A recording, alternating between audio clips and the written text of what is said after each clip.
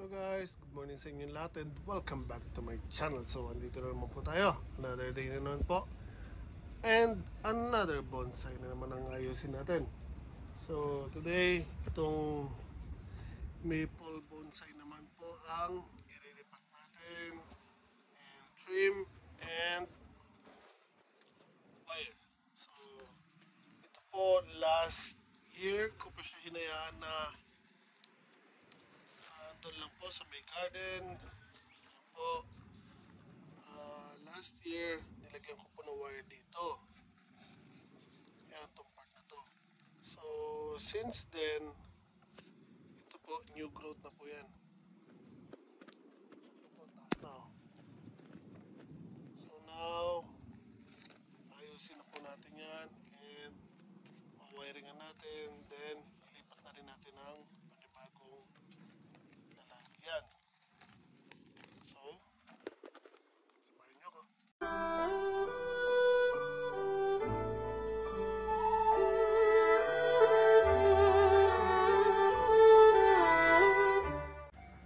Again guys, ayan po yung maple natin.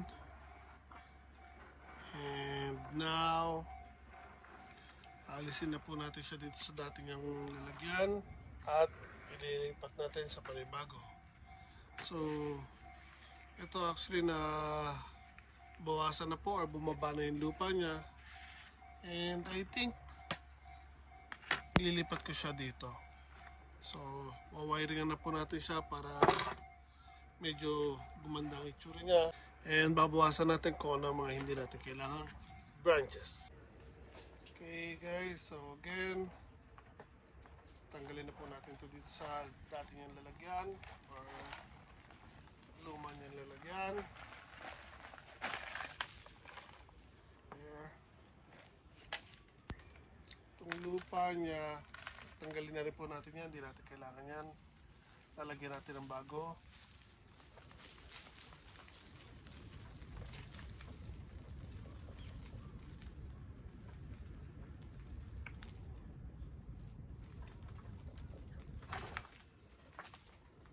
Okay. So, bago ko siya ilagay sa bago niyang lalagyan, so nakita niyo po yung wire. Yan po, kinain na rin po ng puno. So, may mga part na halos hindi niyo nakita yung wire. So now, tanggalin muna natin yan.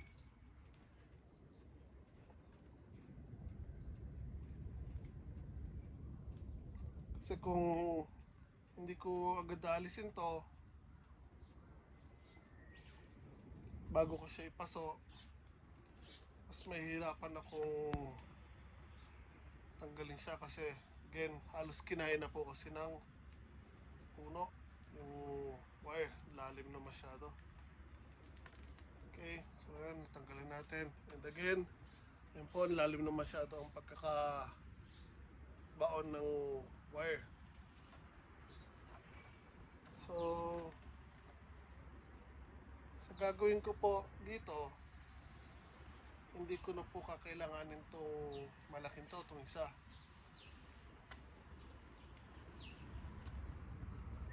So,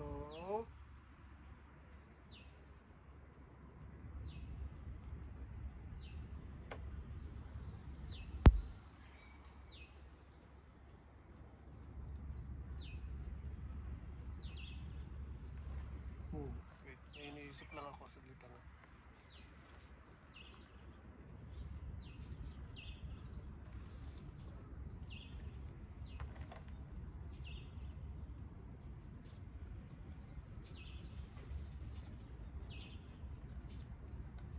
Oh, yun, nabali. Bumigay siya.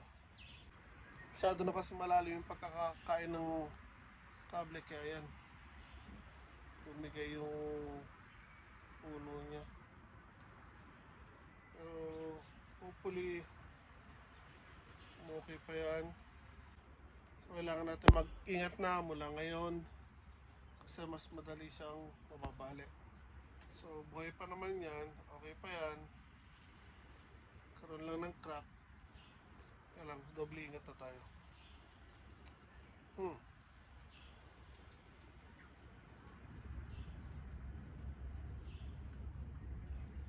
So, pinag-iisipan ko at again, bala ko kasi tanggalin ko na itong malaki na to. Pero merong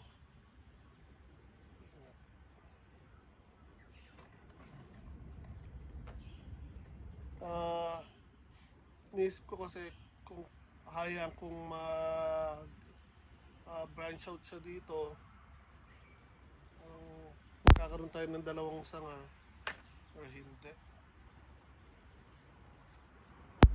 Oh well, ginugulo ko lang ang sarili ko, so tatanggalin ko na nga lang.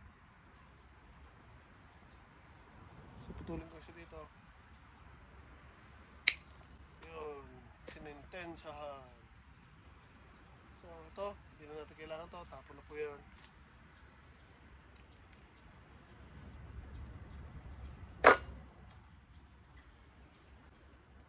Okay, tingnan natin kung kakasya.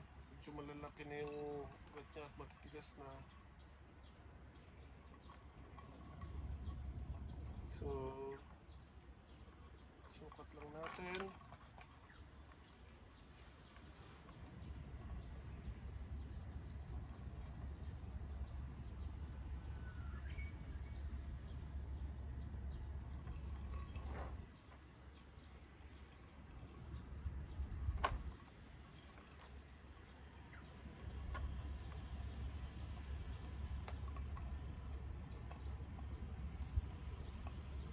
Oh.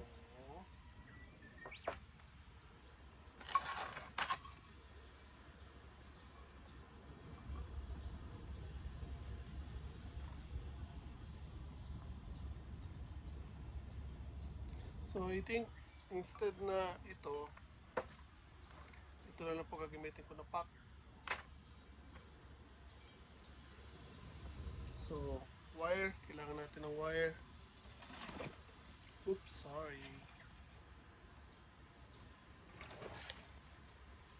Okay, kailangan natin po ng wire para hindi na po siya gumalaw pag pinwesto natin.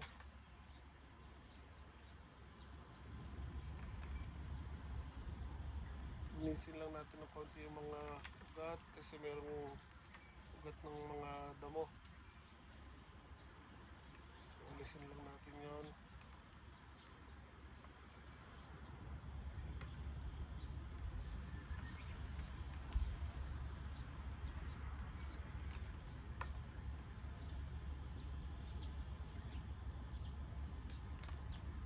Okay. So,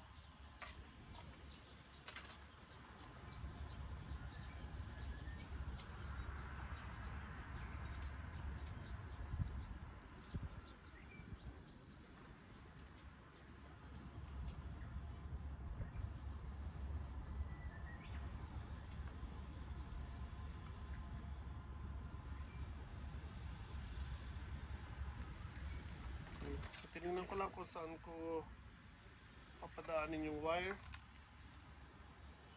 sa ugat para maging maganda siyang tingnan. And now, lagyan natin ng akadama. Lusutan yung akadama sa butas. So, kung tayo ng bato.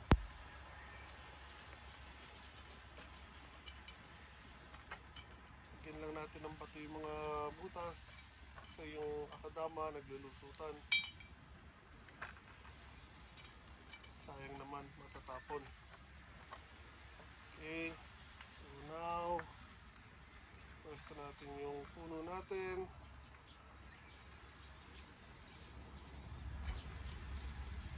Wait, akadama, nakalimutan ko.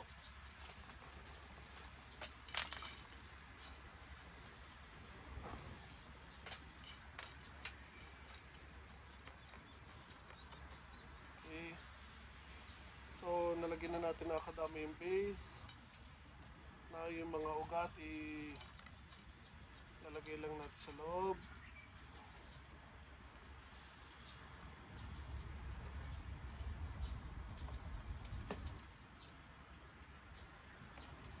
Tapos, isipin maigi kung paanong position ang gusto natin na gawin dito sa bonsai natin, sa maple.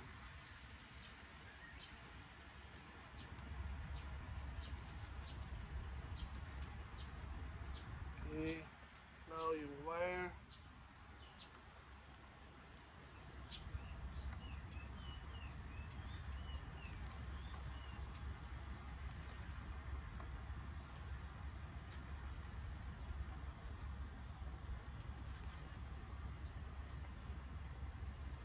So, pinadaan ko doon sa loob yung wire.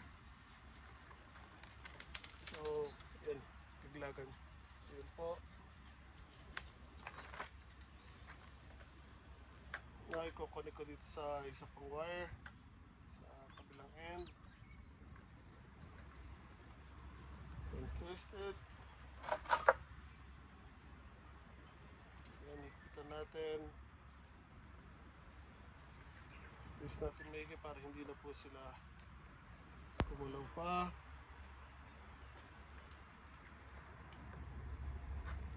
So, later on, tatanggalin naman natin to once na mag-stable na yung bonsai natin.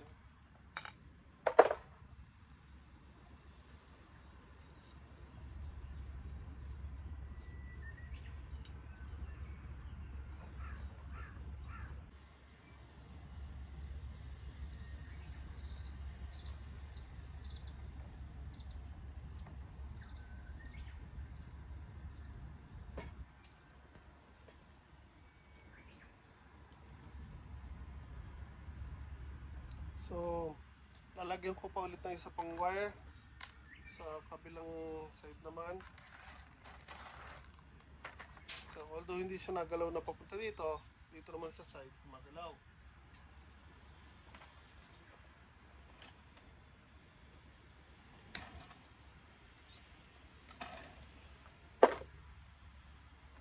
So, again, wire.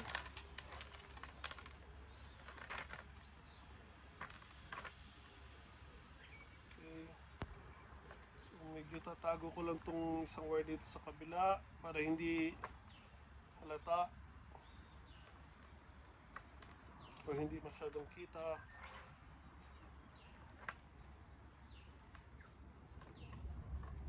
Okay, nailusot na natin. Now, i-twist na natin tong wire.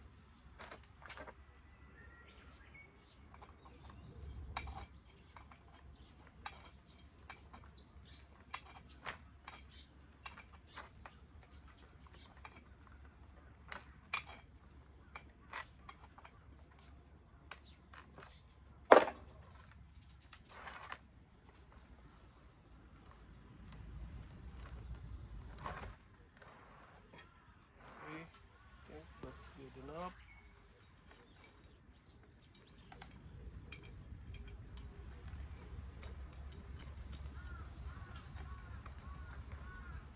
So, naglusuto na po yung ibang akadama.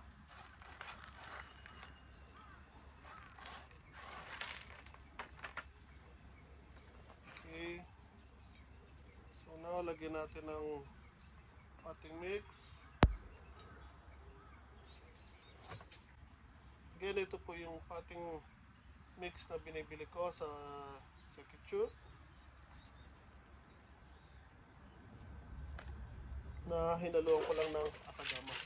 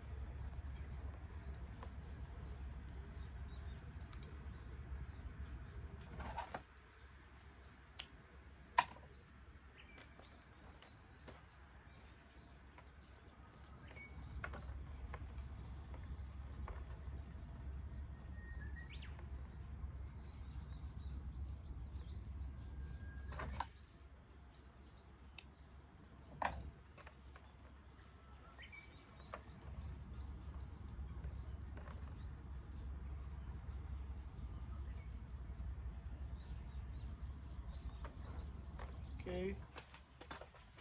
So, pinindot natin.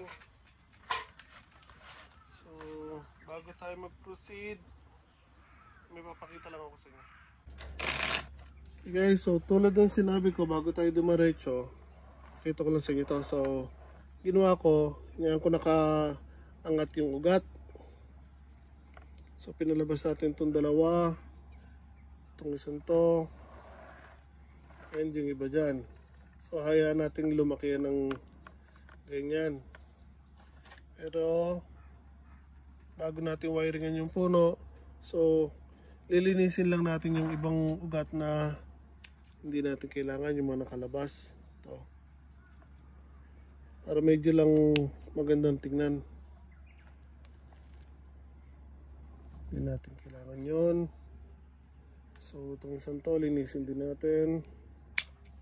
Linisin natin yan.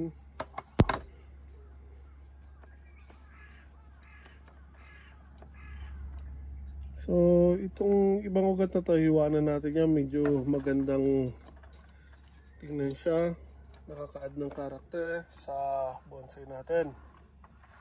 Okay, so okay na po tayo dyan. So now, ito naman pong part na to, lalagyan po natin ng wire.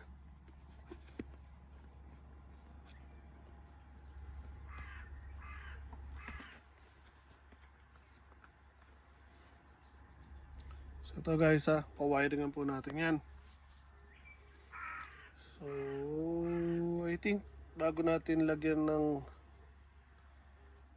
wire to, alisin ko muna to, hindi ko kailangan to.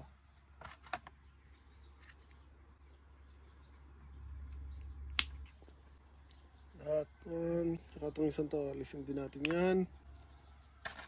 Okay, ready na tayo para mag-wire. So, puto lang tayo ng isang mahaba-habang wire. So, habaan na natin ng putol. Baka matulad na naman ng nangyari kahapon na nabitin. So, ang gagamitin ko dito yung makapal na wire. Kasi po, medyo matigas na yan. Ito, itong mga branch na yan, medyo matigas na po. Kasi last year pa yun natin nilagyan ng wire yan. And hindi na madaling pasunurin yan sa gusto natin. So, gagamit na tayo ng makapal na wire para may bend natin ng maayos. So, now iiwasan kong padaanin ng wire dito sa dating pinagdaanan ng wire para hindi sila pumasok. Kasi once na pumasok na naman yung wire doon, kakainin nyo na naman agad yan. So, iwasan natin yon.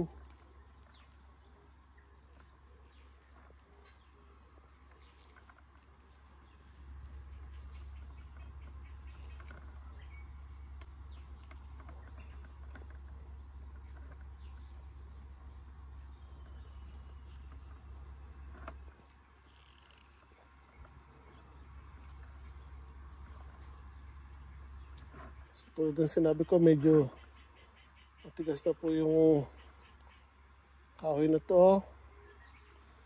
Ang puno niya, kasi medyo mature na po siya. Ingat lang dahil kung tatandaan nyo, ito po, nag-crack kanina yung pinagalisan natin ng wire. So, doble ingat.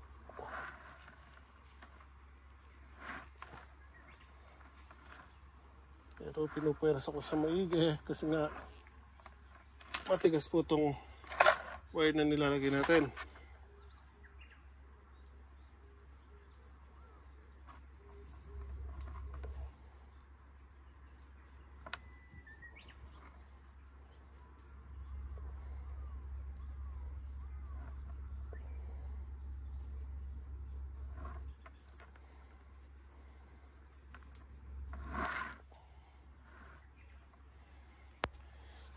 Medyo mahirap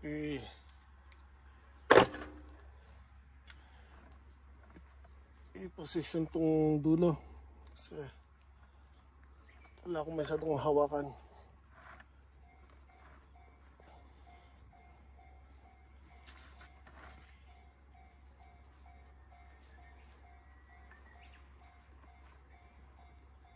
Okay, yan na lang muna natin siguro ng ganun.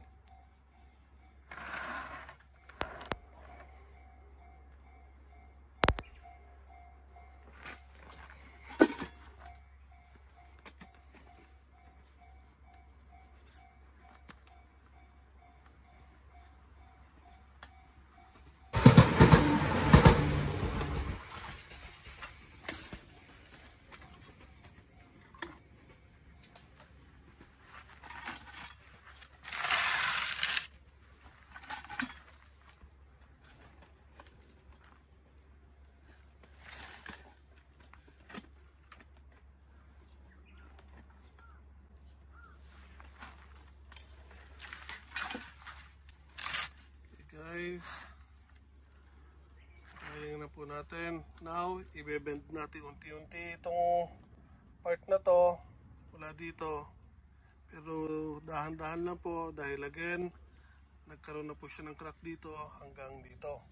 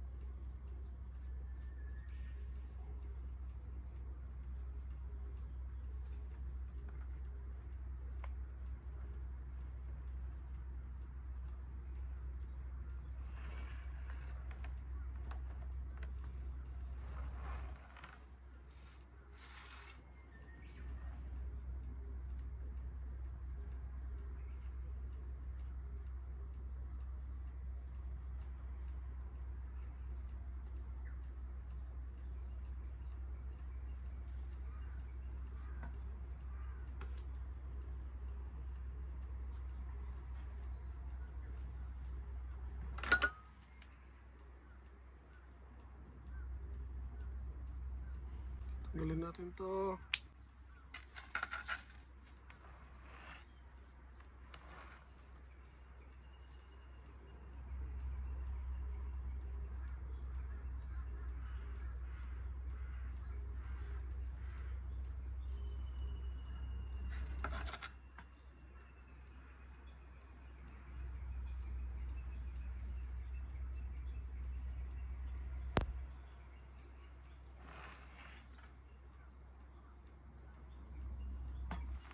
So, alisin lang natin itong isang branch na to. Hanggat maaari, gusto ko kasi maging malinis tingnan itong gitna niya. So, later on, kung saan merong sumibol dyan na bagong branch or dahon, titingnan natin kung babagay o hindi.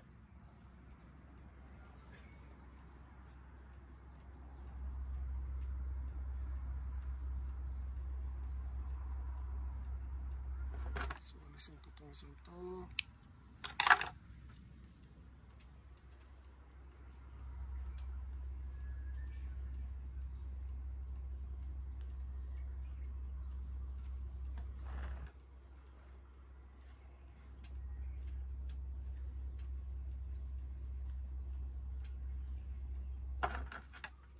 So, bawasan ko lang to.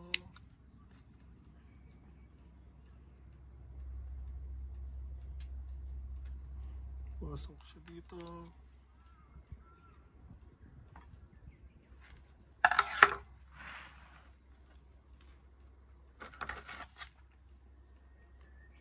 Bawasan ko rin to.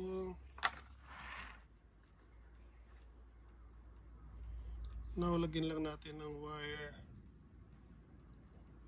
This one. And itong isang to.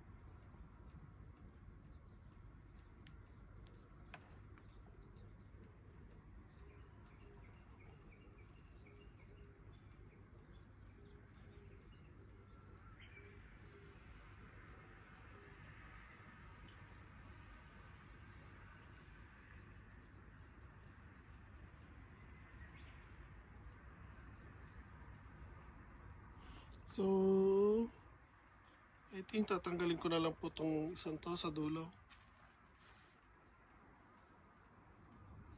Pwede kasi nating hayaan na umakyat yan, then magsasanga dito. Pero yan, pwede nating antayin later on pag lumaki na yung main trunk niya o yung puno niya. Tapos, babaguhin na lang natin yung design later on pag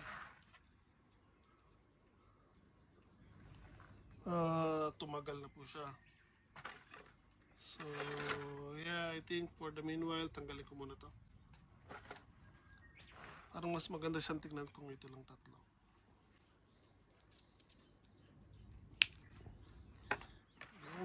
There you go. So, I think that's it. Tapos na po siya.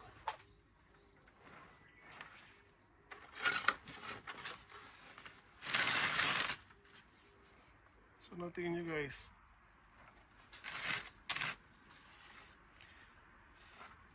Maple tree bonsai.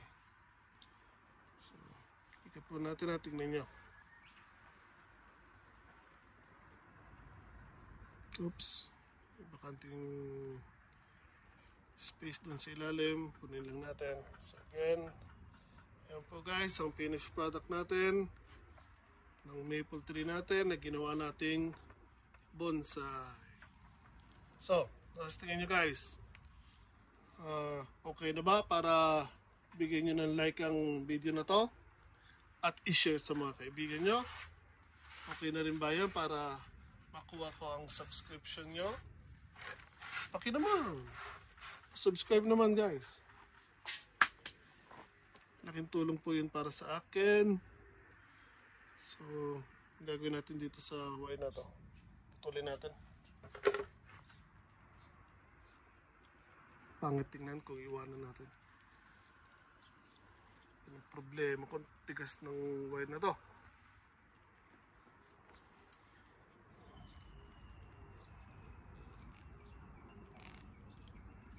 Tigas masyado. Ayun. Tanggal din. So again guys, ayun na po ang finished product natin.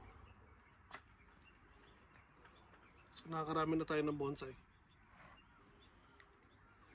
Ay!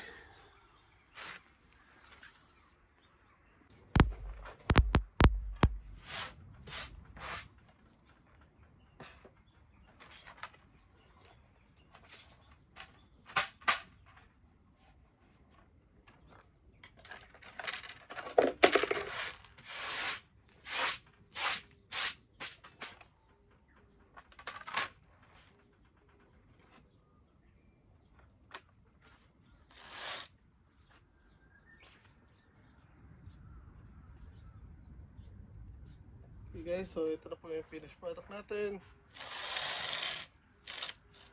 Ito nyo ba na maayos? Dapat lagyan yata natin ng something dito sa likod niya para makita nyo na maayos.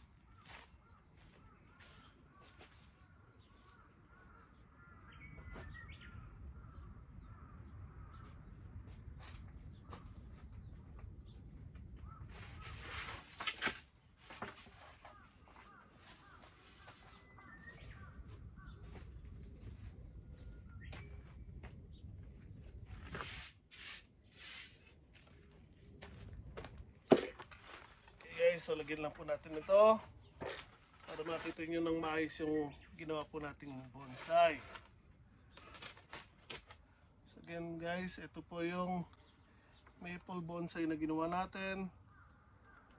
Green bonsai po siya, pero pag nag winter magre-red po siya ng konti, and springtime yellow green ang dahon niya na may touch of red sa dulo po ng dahon.